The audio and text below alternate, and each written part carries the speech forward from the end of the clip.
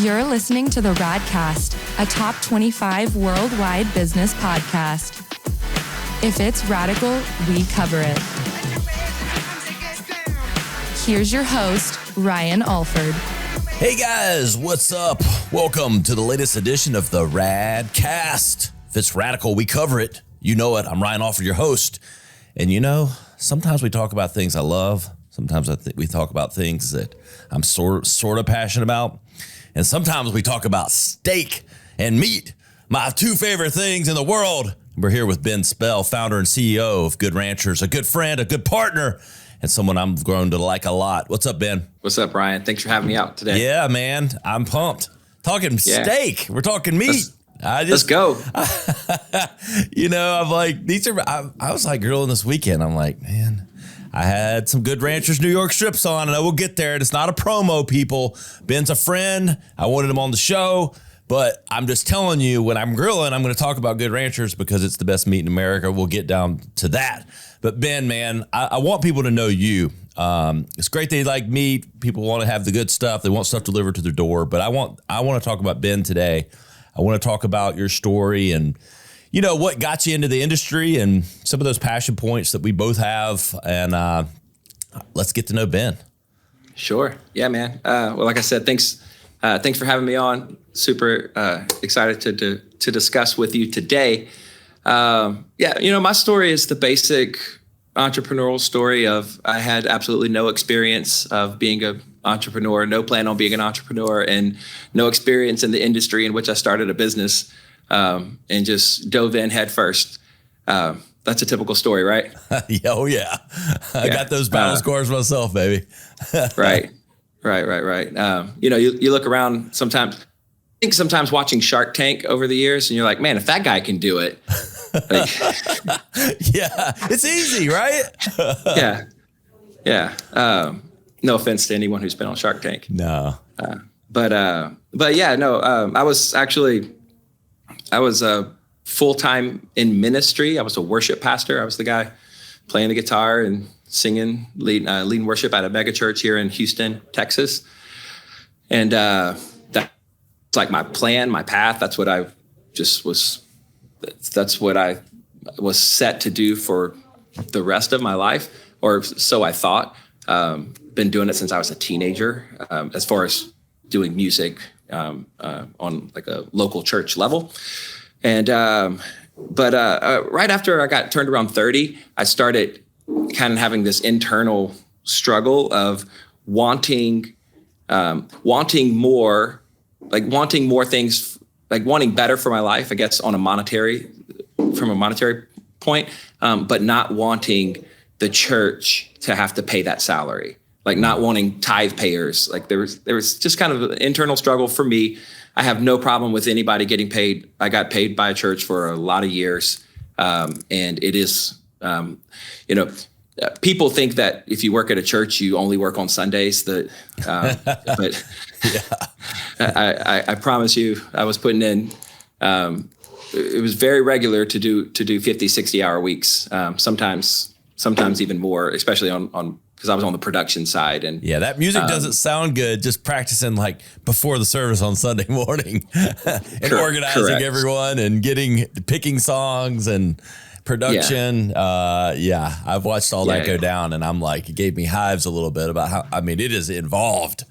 Yes, I know. And we were at a, you know, I was at a very large church, like I said. So, you know, multiple thousands of people, hundreds of volunteers that I was coordinating and running. And it was always hilarious to me because almost every Sunday I would meet someone new and they would say, so what do you do during the week? Or like, what do you do? Like, you know, what do you actually do? And I'm like, and so that could have been a thing too, because maybe I never felt validated. I'm gonna go. Yeah, let's get the psychology of it, you know? Yeah, maybe I just never felt like that was enough. I might need to talk to someone else. Yeah, you might need to. That. Like, I could get my couch out over here, my virtual couch, and we can lay on it. Yeah, but no, but honestly, it was one day I was leaving the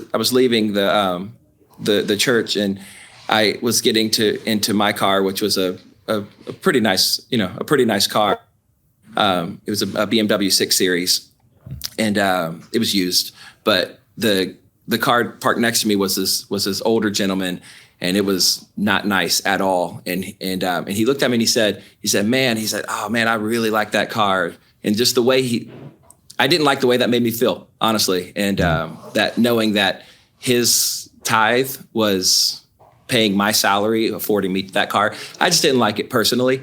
And so I started praying and just asking God to open up some ideas and what else could I do on the side. I never thought I would quit ministry, or ministry at the church, I should say.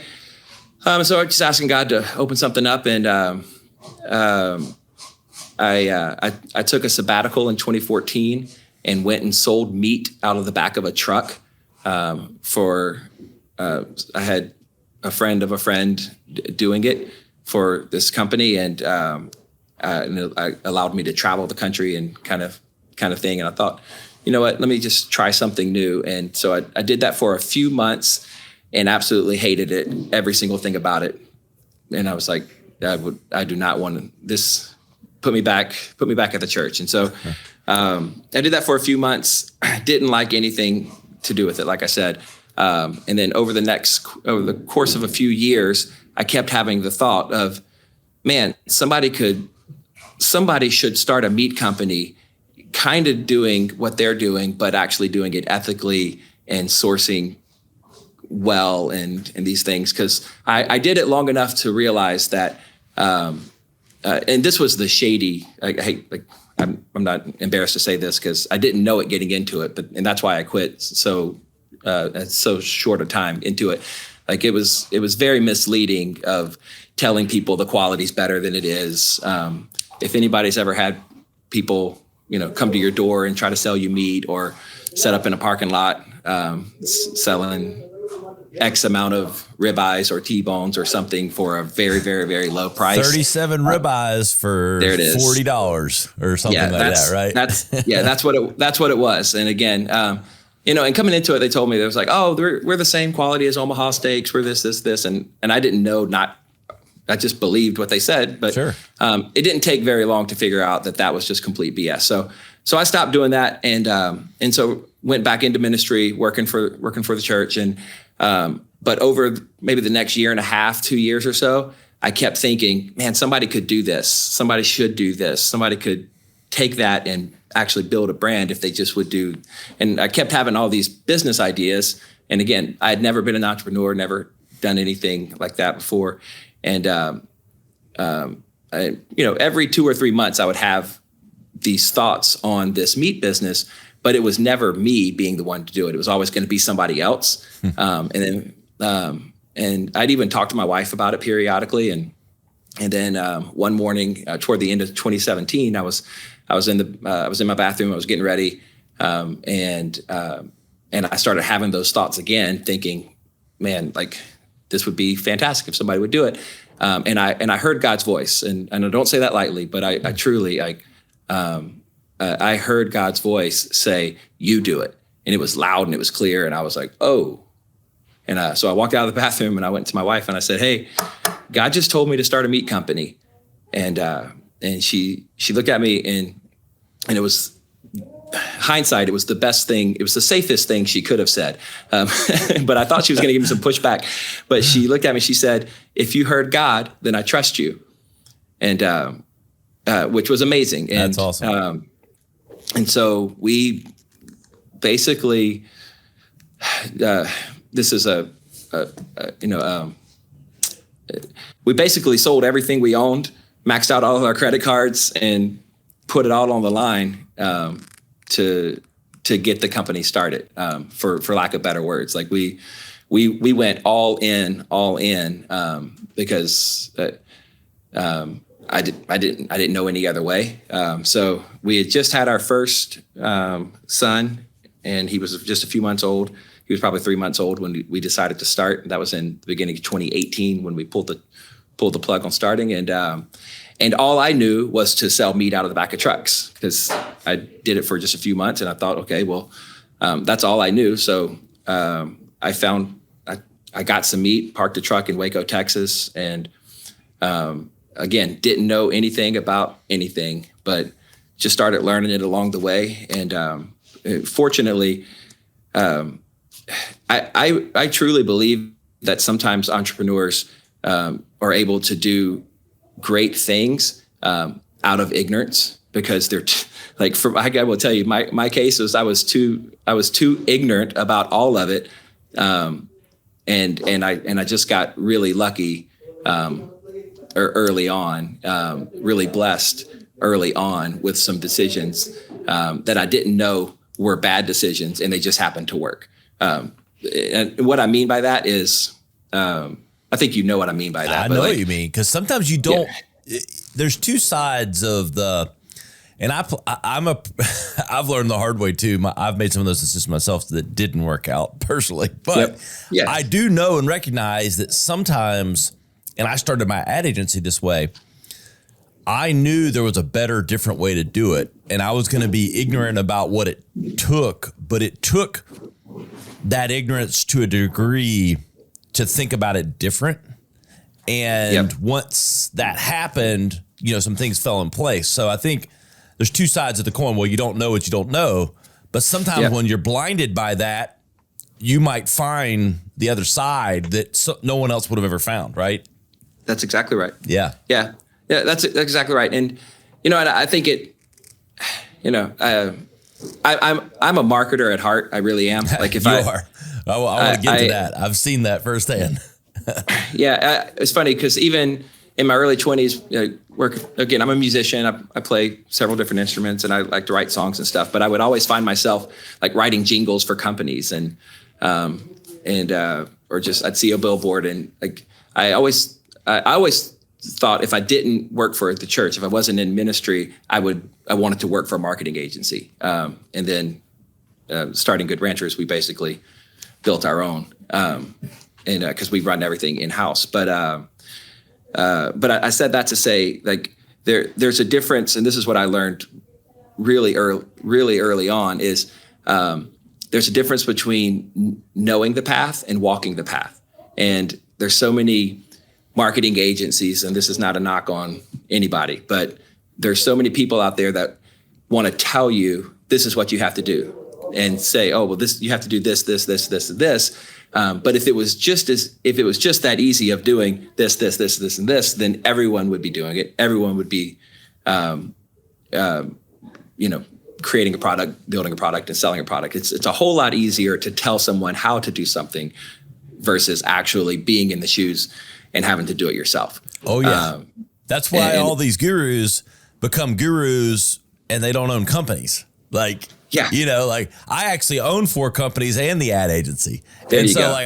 And some are better than others, but it's just a whole lot different, Mm-hmm. And that's why they become professors, right?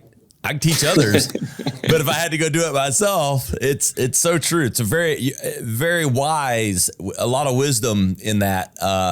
So it's not just as easy as the textbooks like to make it out to be. Yeah. Well, again, and I learned this along the way too. There is no plan. Like there's some best practices maybe, but man, like there's no book that tells you how to start a business from scratch and for it to become successful. Like you just gotta. It really is a leap of faith, and you gotta trust your gut and sink or swim. I don't. For me personally, I don't think there's an in between, especially on, I think you can make some, calculated decisions. I don't, I am not a proponent of being an idiot. I like to, I'm an Office fan, and Dwight Schrute said something very, very wise one time. He said, I think of what an idiot would do, and I try not to do that. Yes. That's going to make the highlight clips.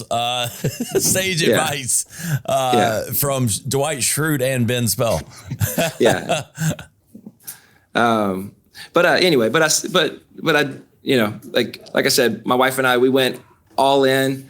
We definitely had a lot of moments early on of, oh crap, like, what did we do? What's going to happen here? I never saw like a clear vision, but I just, it's like, how do you eat an elephant? One bite at a time. And we, where we are today is not where we started. Today, like I said, I started, it was me in the back of a truck in a parking lot in Waco, Texas, just 5 years ago, with my wife at home trying to, running social media. I was on Facebook trying to learn how to run Facebook ads and stuff like that. But fast forward, now we're completely online. We're we made the Inc. 5000 list last year. I'm positive we'll make it again this year because our growth is even more than it was the year before, we're catching up to our competitors. There's not a lot of competitors in this space, which is why we started. Which is why back in 2017 when I really started, I heard God's voice like you should do it, but then I did start. Okay, well let me plan as much as I can, and I did start. Looking at some things, and really what I noticed then was, man, Omaha Steaks owns this market, especially in 2017. There's a lot since COVID. There's been a lot more competition and a lot more people in the space. But back then, Omaha Steaks was really the only people delivering meat, and it's not very good. They don't disclose the grading, and they actually sued us last year for writing a blog about that. Because it was fine. I mean, sometimes the truth hurts, right?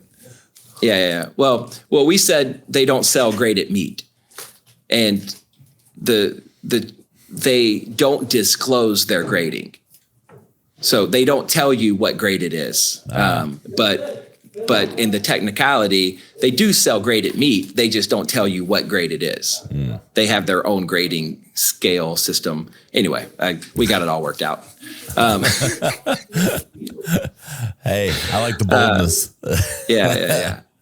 But anyway, what was the seminal moment, Ben? Like the 5 years ago, what flipped the switch from? And I know you're like me. You never go, "Oh, we made it." I mean, that's absolutely right. I never like to say those words. Like, I don't know yet. Don't tell me that because I don't know. I don't want to. If I start acting that way, it just doesn't go well. So, correct. But what was was there a seminal moment or a decision or something that turned a corner from? I don't know if we're going to make it. I don't know if we're going to make it. We're doing our best. We're all in. But, we're somewhat around a corner or something. Yeah. So I don't know that there's ever a we made it moment. But I think we have our ebbs and flows of I can take a breath right now. Yeah. And there's some moments where, oh crap. And then it's like, if we can just get to this, and then you kind of get there. For us, that's how it was, where we had some, hills and valleys, I guess, but to keep climbing. And, but for us, it was 2020. It was when the world fell apart, and, that, 2019 was really hard. 2018, we launched again. It was me under a tent, and I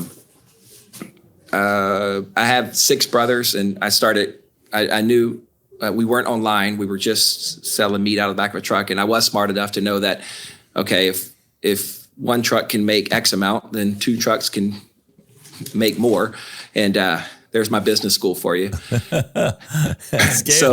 Scaling. Yeah, a truck at a time. The only way we had to scale was more trucks, and so got my brothers and some childhood friends and different people that I knew. And 2018 was kind of, like I said, dumb luck, and I was like, oh man, that's pretty good. We did about 5 million in sales in 2018, our first year, which is nothing to shake a stick at for just jumping in and doing it, and then I kind of thought, oh man, I made it, got this. And then 2019 was really hard. was not profitable, lost money the whole year, just like thinking, do the same thing, just rinse and repeat from last year. Didn't work. And so then went into 2020 going, okay, we're going to have to be a volume business. So we need more trucks to really be able to pay for the amount of marketing and advertising and stuff. Because we were going into metro cities and buying like all the syndicated radio, like go to the country station, the rock station, like, and that's not cheap. It was, and so we said, okay, for us to really make money at this, we've got to have more. And I mean, honestly, thankfully, because of COVID, we were very profitable in 2020. And if it wouldn't have been for COVID, we probably would have went out of business. So when you just talk about just right place, right time, because we went into the year just super stretched with the ability to have 15 to 20 trucks on the road at any time. Because like I said, I thought the only way we can scale is to have more trucks. If we wouldn't have had just this huge spike in increase of demand for meat because the grocery stores ran out, the restaurants shut down, it would have probably been a bad decision. But thankfully, again, we were on the right side of just an entrepreneurial decision that felt right with our gut. And that was the aha moment, because that allowed us to have enough capital. We've never raised money. We're self-funded and self-owned. So that really gave us the capital to be able to invest in getting online. And because online, the barrier to entry on perishable goods is really difficult. So we were able to actually put some money in the bank in 2020 and start being able to, one, figure out how to sell online, shipping and packaging and all that stuff. And so by the end of 2020, we were selling online, and then we were seeing this, still doing the trucks and still selling meat and trying to sell meat online.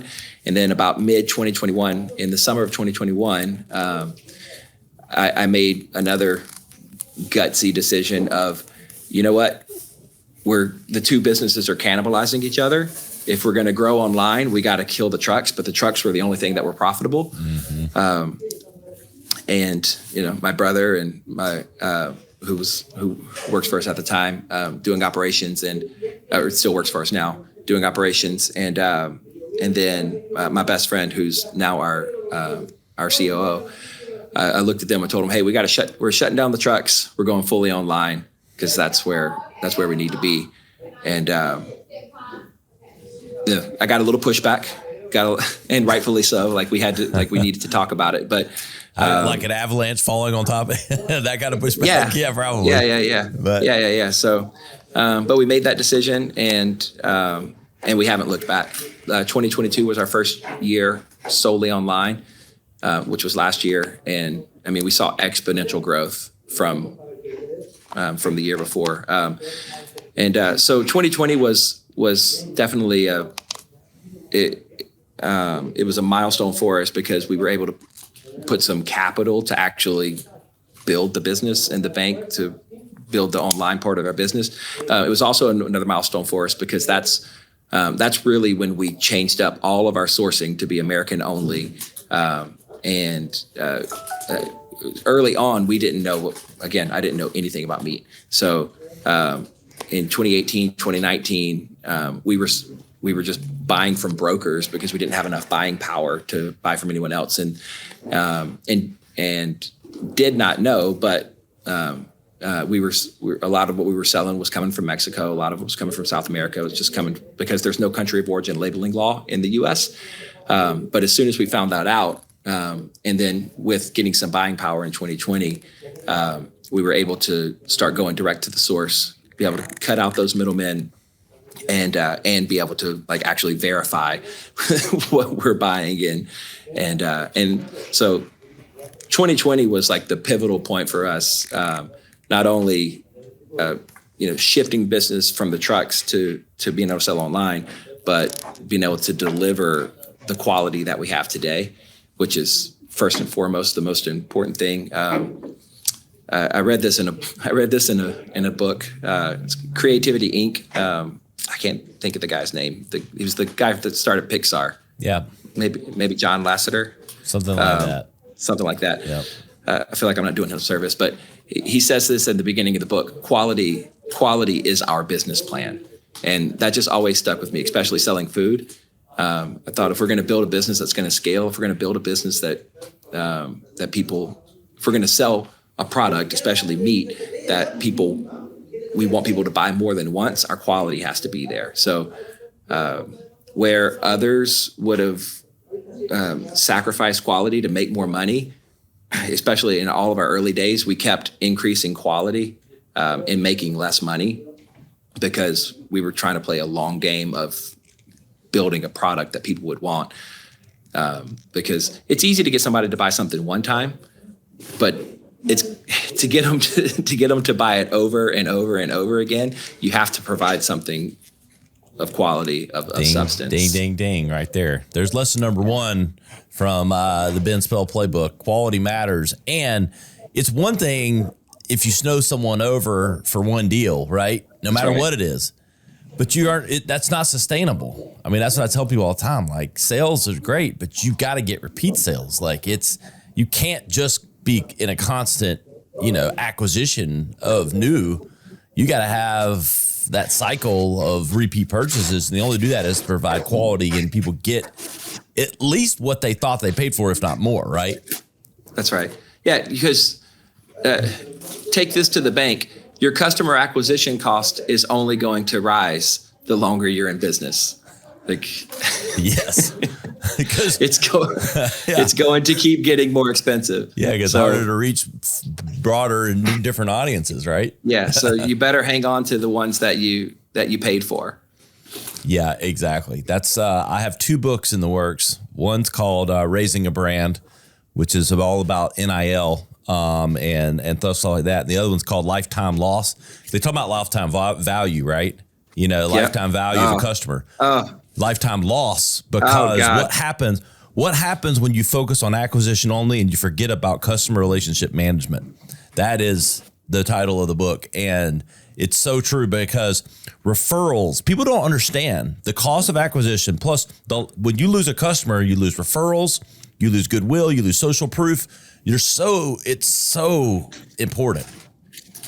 I'm stealing that word from you. Well, I will give you credit, but no, you can please. Yes. Yeah, no, I'm taking, not lifetime value is lifetime loss. I mean, and I'm not a half glass empty kind of guy. I'm a half glass full, but losing a customer, you need to think about it as a half glass empty. That's right. Yes. Yeah. That's right. And so we do, for that reason, we do all of our customer service in-house. We don't outsource any of that because, again, we pay a lot of money to get these customers, and it's not about, we're not in the business,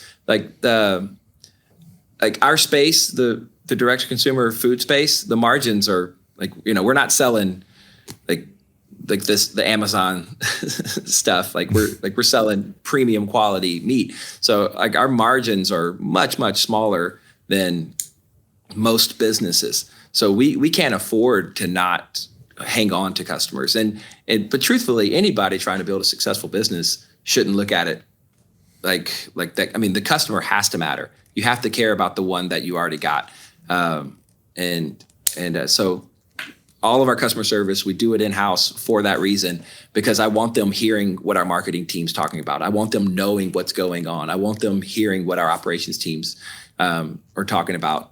That way, when someone calls, they know what to tell them. They're not just, it's not this blanket, FAQ page that somebody's reading from. It's actual people in the office that hearing us run the business and hearing me every week talk about the importance of what we do and the importance of our customers and we tell every new customer service person on the first day, we tell them, and then we remind them over and over. We start with a yes. We start with a yes. When someone calls and they have a problem, we start with a yes, because why not? Again, lifetime value. If we've already paid to get them, let's just keep them. Bingo. So I'm hearing a few things, and a lot of our listeners are entrepreneurs or people thinking about it or side hustles and all that. So I'm hearing few things, from the beginning, trust your gut or trust God, what one or the other there, both. Well, you trusted God to make the decision, but that you trust your gut in some very key decisions. Quality, that it matters. Say yes first, talking about customer experience and all those things. Is there other things, Ben, talking, about building good ranchers and what you've been through, and, you are a natural marketer, but are there other things that you counsel people that are starting businesses or they're doing that have been like just decision makings and maybe you're scaling and those kind of things that come to mind? Yeah. I'll say to anybody wanting to start a business, make sure you're starting a business and not a job for yourself. Like, make sure you have, if you're going to take the time, because both of them take just as much work. And if you're going to take the time and the risk and the money to start a business, make sure you have, like, you never know, like, all the things, but at least have some sort of a plan of, at some point, this can scale and this can be bigger than me. I can take myself out of it. And I got that from the book Rich Dad Poor Dad years ago, and that's one of the lines that really stuck out to me, where he says that most people think they're starting a business, but they really just create a job for themselves. And I talk to people pretty regularly that say, "Hey, I have this idea. I want to do this, and this," and a lot of times it falls into the category of, hey, if you just want to be your own boss, like, go for it. But if you really starting a business is building something that can run without you, or at least eventually can, like, I mean, you're going to work a lot. But either way you cut it, you're going to work a lot. But I would challenge people, just make sure that you are building something that can scale, and don't be afraid to delegate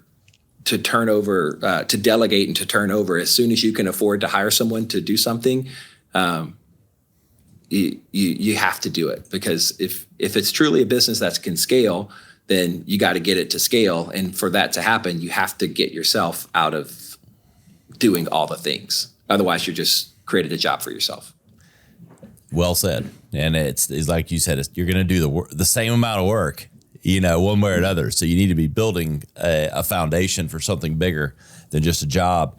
Ben, we've talked a lot about the entrepreneur journey, your stuff, but I know there's some passion points around the meat, and you've talked about that a little bit, but let's give Good Ranchers a little bit of love. It's delicious meat delivered right to your door. I never thought that I could get meat delivered to my door that was as good as it is. So I'm going to give you both credible and real love here, because it is. Once you have the New York strips, you won't go back. I'll just say that. So, but talk about some of the tenets of Good Ranchers, what people can expect. Yeah. So most of the meat you buy online, especially all of our competitors, won't name any names, but all the meat you're buying online is being a lot of it. The majority of it is being sourced from overseas, being sourced from South America, is being sourced from these places that just don't have the standards that the United States has. If you go to a steakhouse in the U.S., like not Outback, but like an actual steakhouse, Prime Steakhouse or something, they're sourcing Angus beef from American farms. They're sourcing upper choice and prime Angus beef from American farms and ranches. And the grocery stores, most of your grocery stores aren't selling that. I'm not here to get into like, oh yeah, my store does, maybe. But Costco's not selling it. People all the time, they're like, oh, I can get prime at Costco. What you're getting is dairy cattle at Costco. Because you're not getting Angus, you're getting Holstein, which is not great. All the males, all the dairy cattle, 50% of them are males and can't produce milk. So those just get fattened up, and that's what your grocery stores, most of them, are buying. And there's a big difference between Angus and Holstein and the breed of cattle. So steakhouses. So what we looked at, we were like, okay, what are what are the steakhouses selling, and how do we sell that, and how do we bring that directly to consumers? And so we take a chef's approach, a steakhouse approach when we source, and not just our beef, our chicken, our seafood, everything.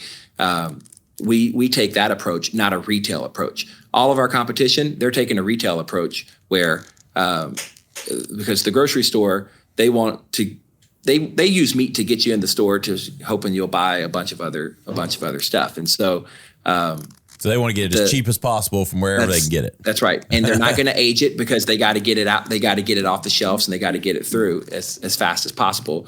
So we started looking. We actually met some chefs, met some different suppliers that all they do is supply to high-end steakhouses, and so we take that approach. We source and we raise the right way, and we partner with ranches that what the cattle eat, how they're raised is very important. But the next step is how it's finished, how it's processed, and how it's butchered. And so we took the steakhouse approach, not the grocery store approach, and that's what that just makes all the difference in the world. I would compare any. Like a lot of times I think if people go, I'm gonna send something to maybe a celebrity or to somebody who I want to impress, like they'll tell somebody to go handpick everything. Yeah. We never handpick anything to send to anyone, whatever, like if doesn't matter who we're sending something to. They're gonna get whatever comes off our line, because that's how much we believe in our quality of what we do. Well, I can tell you, it's quality. My kids are even going, is it Good Ranchers tonight, Dad? When there's stuff on I'm just saying, because I speak it a lot. The burgers coming out, and then they're fighting. If I get a burger in that New York strip, like it used to be, they want the steak no matter what. But now I don't even have that argument anymore because, those Wagyu burgers are tasty. Yeah. It's so good. Yeah. You know what I love about you, man? We're coming down to time. We'll do a version 2 of this with Ben Spell. But, you talked about it a little bit. Your wife is involved. Your brother's involved. It's a family business. And you're a family guy. And that's why I love you. And I love what Good Rancher stands for. But we talk about that family dynamic as we close out a little bit. Yeah, for sure. I will say this. I have had some family that I've had to fire, which is not it's not fun, and honestly, it really sucks. So, that happens.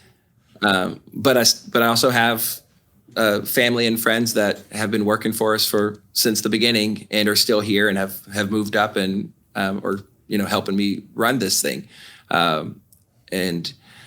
If you are going to bring family in, just know that you could lose the relationship. Just put that out there. And I absolutely hate that I have lost some family relationships, but the business has to come first, because there's a lot of people that aren't family that also work for Good Ranchers. There's a lot of jobs that are on the line of people, and the business has to be able to, business has to make the right decisions. Not even me, like the business has to make the right decisions for it to stay profitable and to keep growing, and you have to take family out of that. Now, that said, I love family.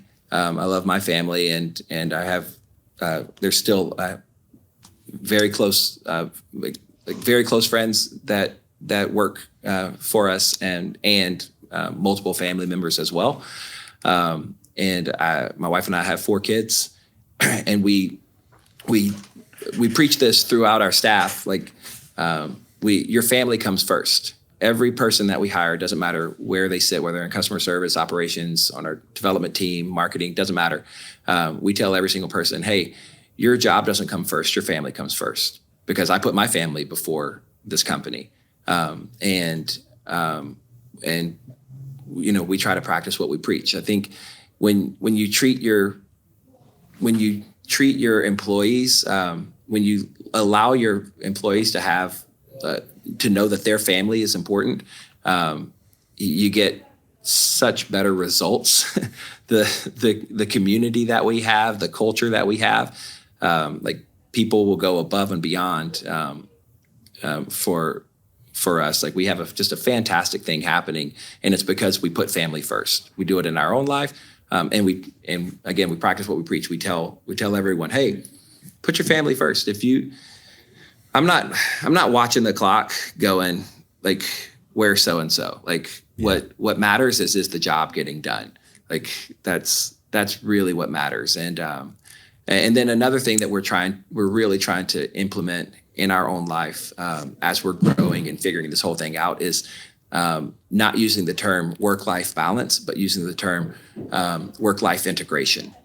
So, because like I'm traveling a lot more now as the business is growing and as we're doing some of these sponsorship, some of the IndyCar sponsorship that I told you. And this weekend I was in Indianapolis, but I brought my 5-year-old, my 4-year-old, my 2 boys, and they were there the whole weekend. And so it's like, I'm there working, but I was also able to bring my wife and 2 of my kids, and they're making memories that they'll never forget.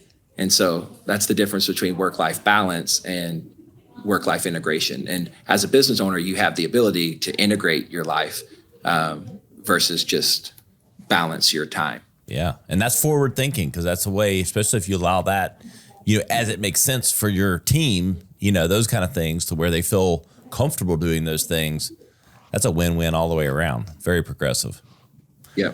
I love it, Ben. I want to be conscientious of your time. You got a big company to run and a family to keep up with. We'll do a part 2 and catch up on some of the latest things, some of the things coming down the line for Good Ranchers and yourself, Ben, and more on the Indy car sponsorships. We a lot to talk about there. That's a big deal. I had a lot of work and a whole other episode probably in and of itself. But Ben, tell everybody where they can keep up with you and Good Ranchers. Yeah, well, goodranchers.com is where you can order meat, which is pretty important. Yes. And you can follow us at Good Ranchers, and you can follow me at Ben_Spell on any of the platforms.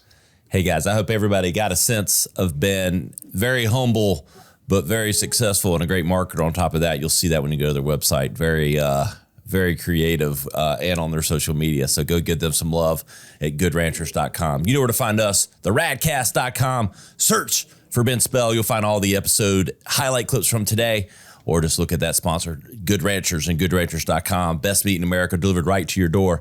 Hey, I'm at Ryan Alford. You'll find me verified on all the platforms before you could buy it. We'll see you next time on the Radcast.